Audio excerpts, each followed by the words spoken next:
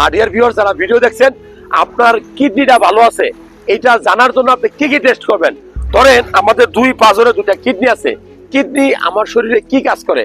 আমার শরীরে রক্ত তৈরি করে, আমার শরীরে যে রক্তের যে বর্জ্য পদার্থগুলো আছে, ময়লাগুলো আছে, জীবাণুগুলো, বিষাক্ত পদার্থগুলো আছে, এগুলো প্রস্রাবের আকারে কিডনি আমাদের শরীর থেকে বের করে দেয়। আমার আপনার শরীরে যদি অতিরিক্ত পানি জমে সেটাও কিন্তু কিডনি বের করে দেয়। আমার আপনার শরীরের লবণ ইলেকট্রোলাইটের ব্যালেন্স সেটাও কিন্তু কিডনি মেনটেন করে। সো কিডনি আপনার জীবনে খুব গুরুত্বপূর্ণ একটা মানে অর্গান, যেটা নষ্ট হলে আপনার জীবনটাই শেষ, বিনাশ হয়ে যেতে পারে, শেষ হয়ে যেতে আপনার আয়ু।